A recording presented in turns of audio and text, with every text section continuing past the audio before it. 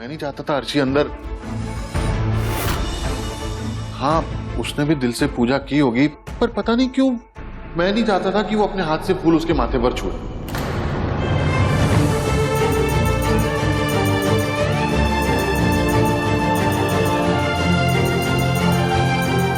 वरना तुमने जो फूल छुआ था ना, उसका भी असर कम हो जाता। माना अर्शी की शादी होने वाली है अनी से, इसका मतलब ये नहीं कि तुम्हारी फिक्र में कोई कमी थी।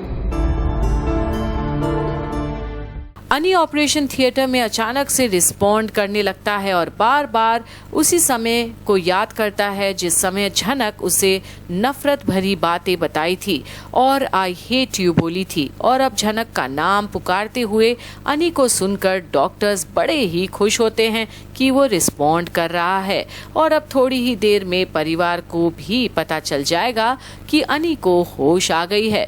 पर क्या जिस झनक का नाम ले रहा है अनी, उसके बारे में किसी को पता चलेगा? क्योंकि अब सिस्टर को छोटॉन रिक्वेस्ट करता है कि वो झनक को अनी के पास ही रहने दे, क्योंकि उसी की वजह से अनी की जान बची है।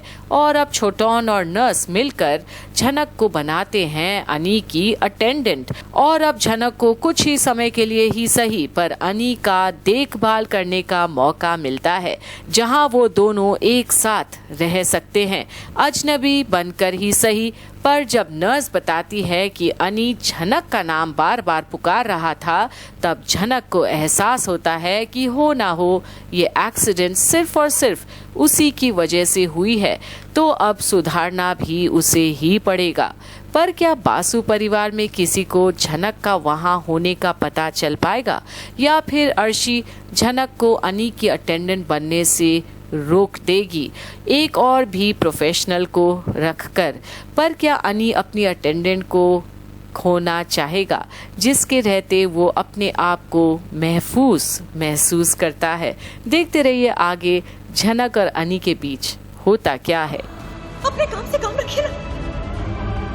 मुझे आपके साथ नहीं जाना है, मुझे इनके साथ जाना है। इनके साथ जाना है क्योंकि ये मुझे सपोर्ट कर रहे हैं और आपसे नफरत करती हूँ मैं। सुना ना आपने? I hate you। चलो, ये कुछ कह रहे हैं? झनक, तुमने ऐसा क्यों किया मेरे साथ?